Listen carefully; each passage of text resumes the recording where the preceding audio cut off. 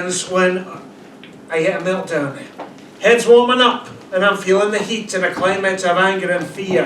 Half the heat in your body is lost through the top of your head, but inside my skull, my brain is being deep fried in hot boiling acid. Every cell exploding like popcorn, as if my very thoughts were heating and then eating themselves. The pressure in this cooker is getting too much. It's going to implode, then explode.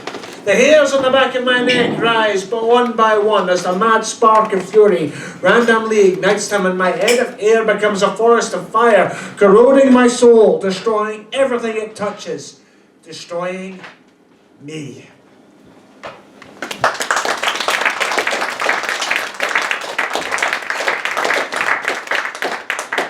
Thank you.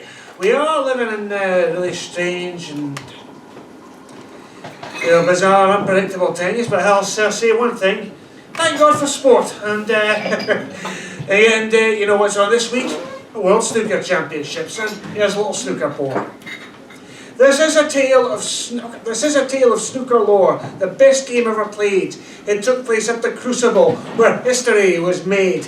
In the town of Sheffield, all the masses would arrive for the Embassy World Championships in 1985. So they put the reds and the Q1 white and the yellow, green, brown and blue. So they put the reds and the pink and black to see the victory through. Steve Davis was the champion, the finest ever seen. With a wooden cue held in his hands, the man was a machine. Now Dennis Taylor was the man whom Davis had to best. The Irishman with massive specs who loved to joke and jest. And the game was set and the players met to dance the final duel. And the game was set and the players met which one of them would rule.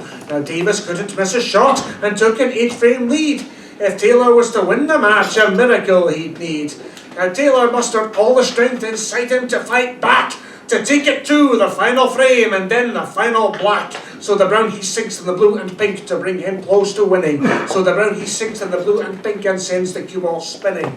Now Taylor tried to down the black but failed to make the shot and left his deadly adversary with an easy pot. Now Davis came to make the stroke that would see him the victor. To everybody's disbelief he missed a total sitter. And the black stayed out and there was no doubt the pressure was too much. And the black stayed out and there was no doubt that Davis lost his touch.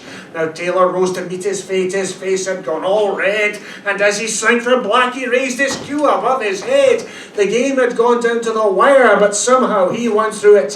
He wagged his finger to the crowd. I told you I could do it! And the black went down and he won the crown. Oh, what a great game it was. And the black went down and he won the crown to cheering and applause. And the game was done and the battle won upon the final ball. And in history it is held to be the greatest game of all.